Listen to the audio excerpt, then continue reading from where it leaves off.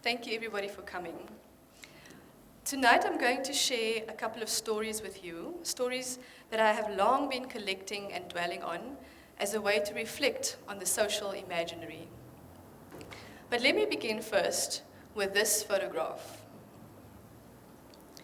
It is an image of the canteen of the rectifying clothing factory taken in 1947. As part of my master's thesis, I studied the architecture of this factory and wrote a biography of the building and the social meaning it carries in order to stitch together, as it were, a particular understanding of Cape Town, where I'm from.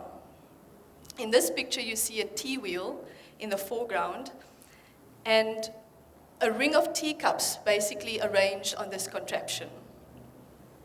How this contraption worked is that workers would line up next to it, tea would pour down from the cylinder above, and the wheel would slowly start turning after each serving.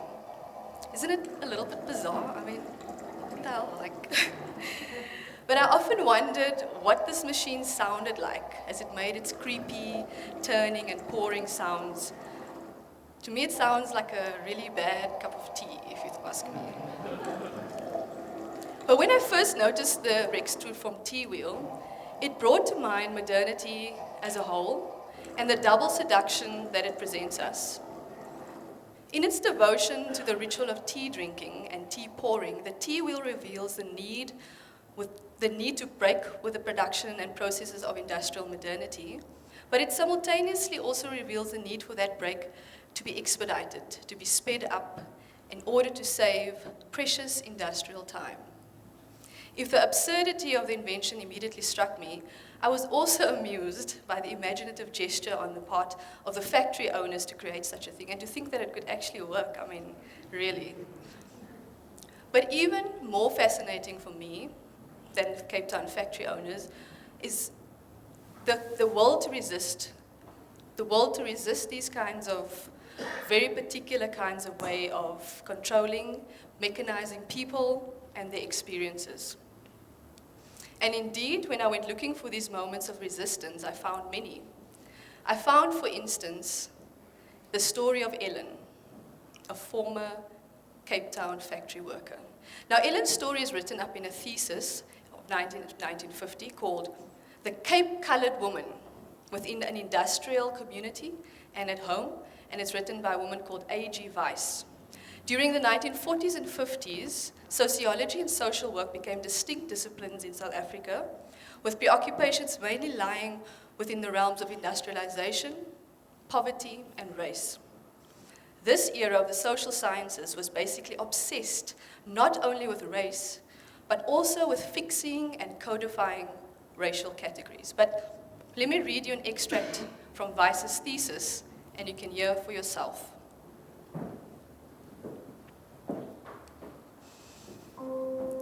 There is Ellen. Ellen is 36, an attractive brunette who could easily pass as a Latin beauty. Her father came from the Argentine, so she says.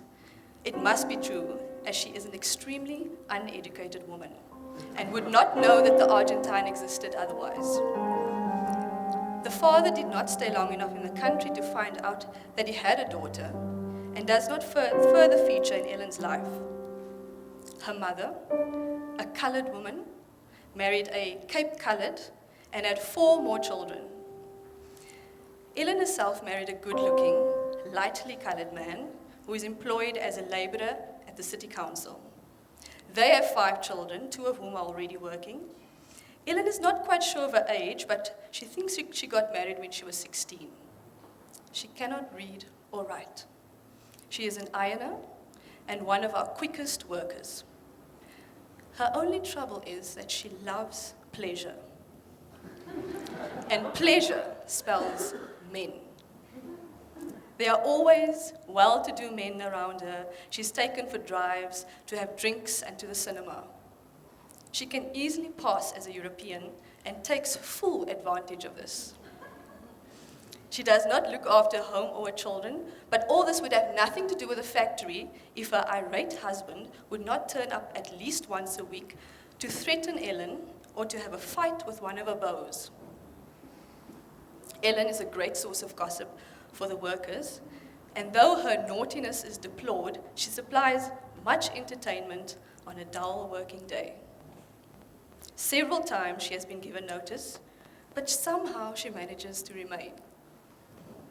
She's a grubby woman with worn-out, low-heeled shoes at the ironing board. 5 minutes after the evening hooter has gone, out of the cloakroom emerges a coquettishly dressed, elegantly moving woman. Her father must have been an Argentinian after all.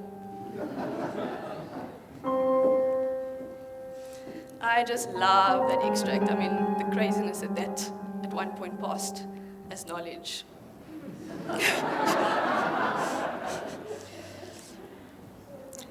Last year, I asked my father to conduct a public tour of his neighborhood, which was destroyed by government to make way for what is there today, a whole lot of parking lots. He agreed to the tour, of course, but we first had to spend time talking to his friends, who call themselves the Bullshitters History Group. The point of meeting with the Bullshitters was to get the detailed and precise information needed to conduct his tour. But at the meeting, my father recalled that he, as a young man, desperately wanted to see La Bohème, a film that he saw advertised at the Plaza, the whites-only cinema in town.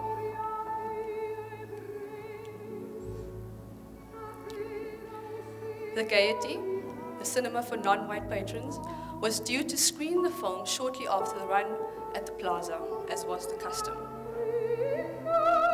However, it soon became clear that there was no intention of screening La Bohème at the Gaiety, and my father snuck into the Plaza to see the film, breaking the petty apartheid laws of the day. La Bohème was never screened at the Gaiety.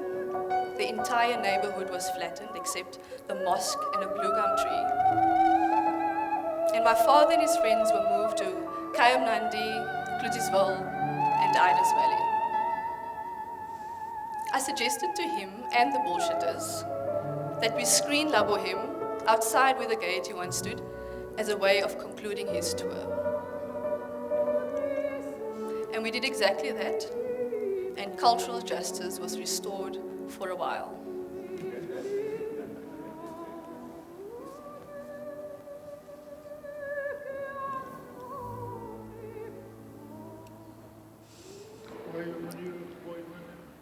Luyolo.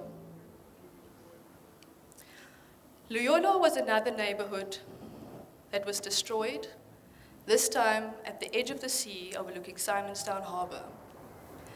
My friend had been studying the work of the famous painter Gladys Mgundlandlu, and when I sent him this photograph, he replied in an email in a single line: "Fucking hell." The photo closely resembled a painting that Gladys did in 1962 called Houses. She painted from a home in Guguletu. Most of the inhabitants of Luyolo were moved from Gugs after the neighborhood was completely destroyed in 1964. It is completely possible, we speculated, that this painting was of Luyolo.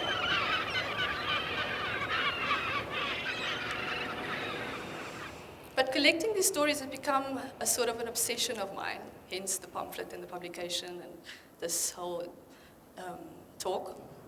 And I feel like it's perhaps that I would like to bring back some of these spaces, these alternative hiding places of the social imagination. The Alabama Cinema was such a place. It was not an ordinary cinema, and like the Gaiety and others, it was a prime example of alternative public spaces in cities all over South Africa. These were spaces of entertainment, dreaming, and in the case of the Alabama, even shelter. The story goes that Mrs. Faber, the manageress of the Alabama, would show films throughout the night on Fridays. It meant that those who perhaps missed their bus out of town after work could sit and watch a film until the morning in time for the first train or bus to the Cape Flats probably.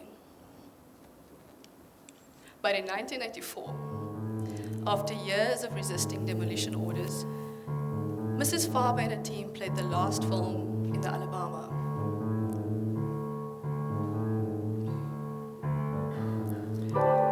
Firepower, a B-grade action flick starring Sophia Loren, James Colburn, and O.J. Simpson.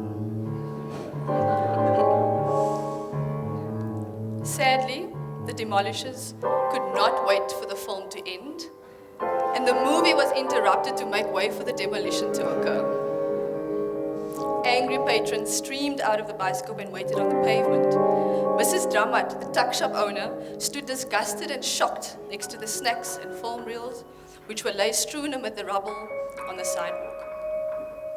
But again, in April 2016, as a way to remember the Alabama and what it stood for, we played Firepower on the pavement of where the Alabama once stood, borrowing some electricity from the corner shop that was there at the moment.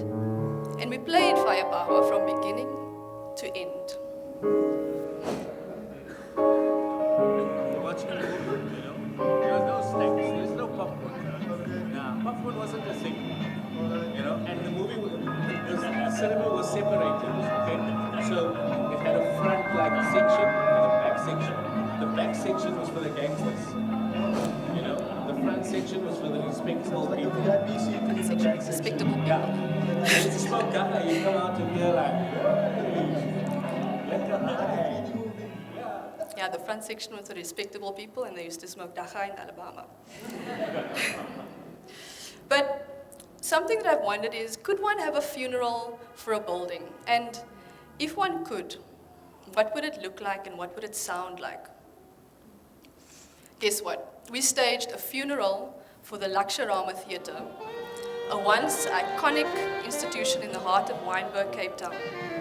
This building was where international acts such as Percy Sledge, Eartha Kitt, Dusty Springfield performed, and where many local giants such as Talib Peterson, Zane Adams, and Winston Mankunku. Under apartheid's weird separate amenities laws, it was the only place that could host shows for mixed audiences. Today, the Lux is vacant and in disrepair. The mosque across the road has bought the building and they are renovating it for use as an Islamic school. But to start the conversation about the Lux and what it meant for others and for me, I wrote letters to people, and letters for which I'm going to read now.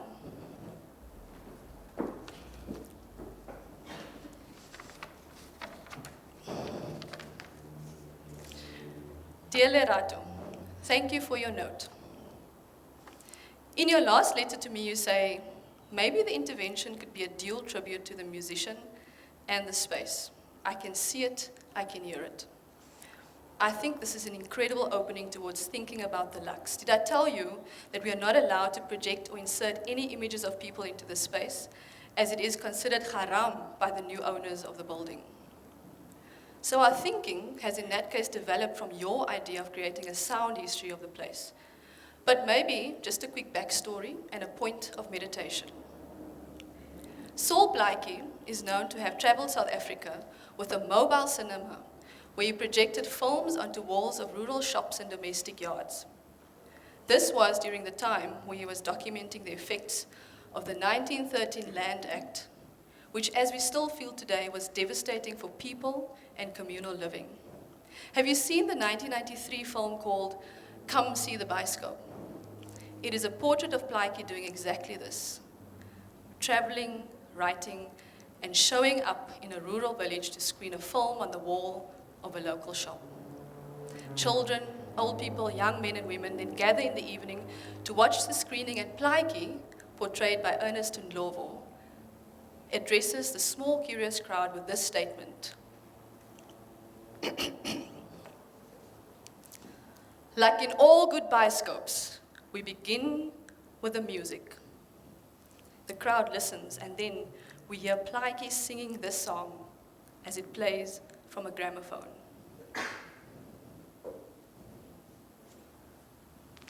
Love is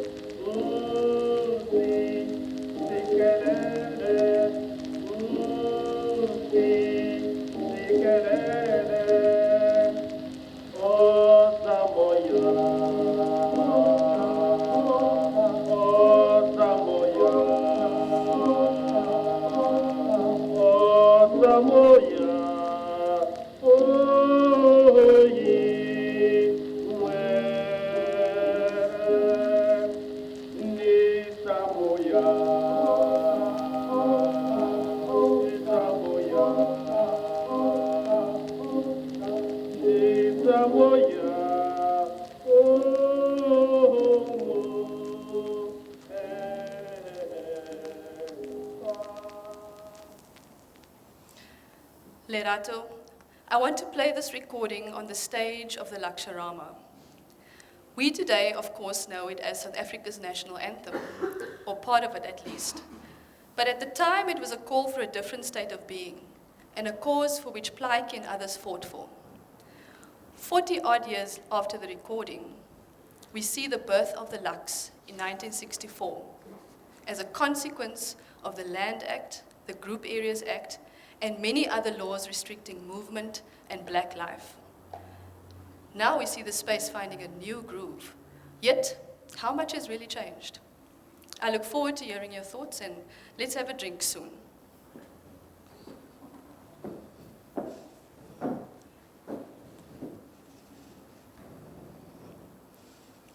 So, for the funeral, we offered a tour of the building, which at that point had been standing closed for many years.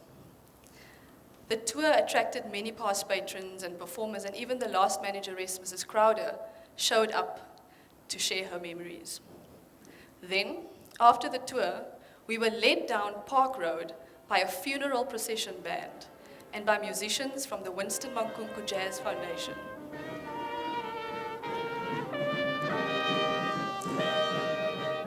Tulisile Ngozi, the brother of Winston Mankunku, started this foundation in honor of Winston.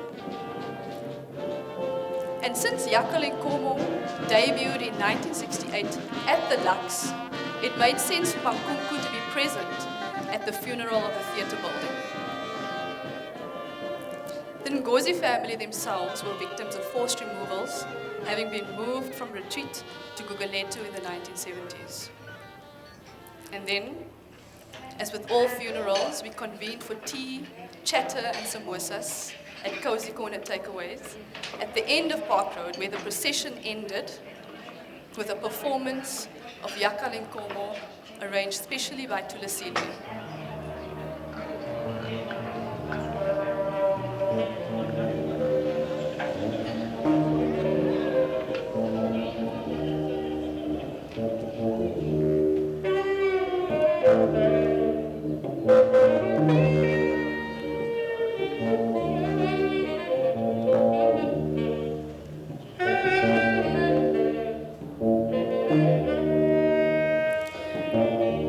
So in doing these publications and interventions, it became clear that what we are doing is re-revealing the emotional landscape of things that have been removed. Paintings, music, poetry, and cinema become triggers for a very complex range of emotions that these events bring up and also begin to hold for us. I will not know what it feels like not to be able to see the opera of my dreams because of the color of my skin, or what it feels like to be moved from another part of town because I'm too black for a treat, or what it feels like to be thought of as a grubby but quick ironer in a factory. But I can get some sense of the complexity of human emotions involved in such traumas by engaging with the creative work that was produced during that time and with these events themselves. And so, how to respond to this place, where I'm not from, by the way, and where I'm standing right now, this place called Maboneng. Early on in the year, when Jane invited me to participate, I started digging with Amy Sodin into the history of this area, in the spirit and the methods and the ideas that I've just explained. How do we document the emotional landscape of a place, the overlooked stories and the lesser told tales of people who form part of this built environment? We produced, as Jane said, a pamphlet, and we called it Donker Verby. Donker Verby loosely translates to Darkness Pass, the name of a solo piano album by Moses Taiwo Molalekwa. Kyle Shepard's track, Dark Cities, also comes to mind, because even though Maboneng means place of light, of course, I was intrigued by the darkness too, by the stories that have not been so much in the light. So you can read all the correspondence between Amy and I. I'm not going to read it all, but 3 stories stood out during this process. The first one was of Madame Felice, who is credited for being the world's first human cannonball.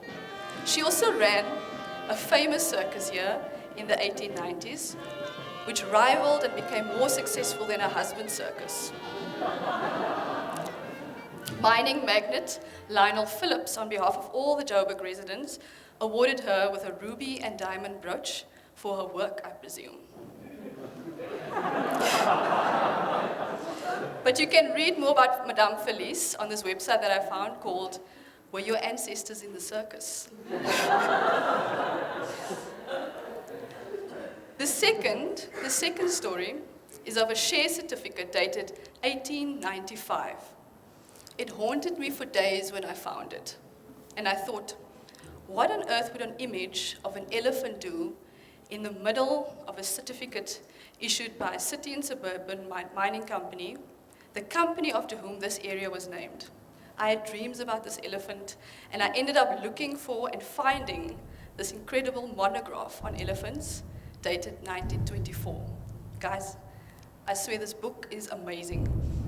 But what is the main thesis of this book is that a certain species of elephant was discovered along the banks of the Vaal River, which then led the author to propose that the Vaal River itself is the homeland of that particular elephant species.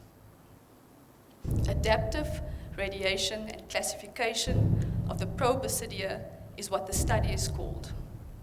I was really intrigued. But a few pages in, I became really suspicious of the author's thesis, because it turned into this imperial evolutionary theory where the elephant species found here is at the bottom of the evolutionary chain, 2 rungs below the elephants found in India, and moving up the chain, we find the bigger and more advanced elephants in France,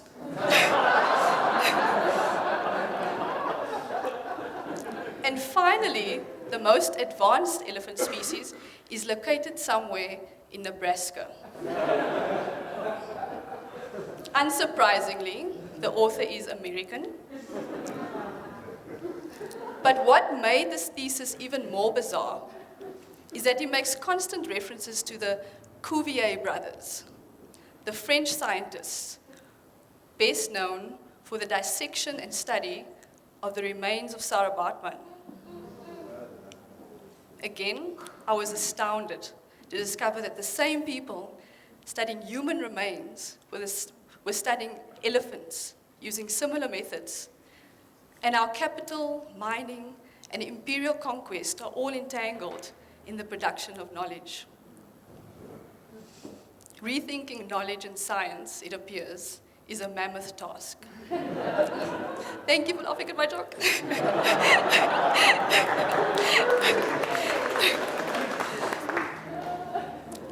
But the third story and the final story that's more compelling for me is found in a novel by Modikwe Dikobe called Marabi Dance. It is, in my view, which is also a view shared by Niku Mhlongo, the best portrait of city and suburban and surrounds. Dikobe is born in 1913, the same year as the proclamation of the Land Act, which Sol Plaatje so passionately advocated against. Dispossession, a book of poetry by de Kobe, is an extension of the novel in many ways. Anyway, Marabi dance is set in this area in the 1930s, and it allowed me to imagine this part of the world in its full texture.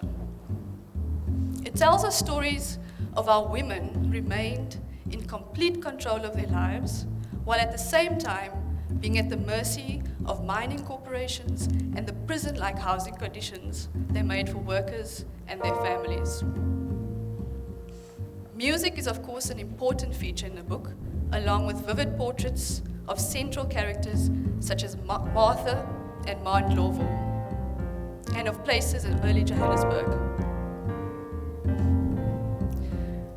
But my favorite quote from the book is on page 4, and it sums up, in a way, also the story of Ellen, with which I began this talk. The quote is a reminder that absurd instruments of subjugation and control will always exist, but so will the means of resisting them.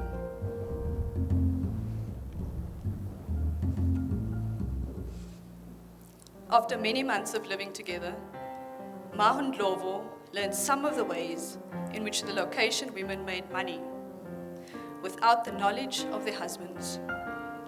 Instead of being gloomy and unhappy, she became radiant and bright, and her husband became jealous and threatened to send her back home.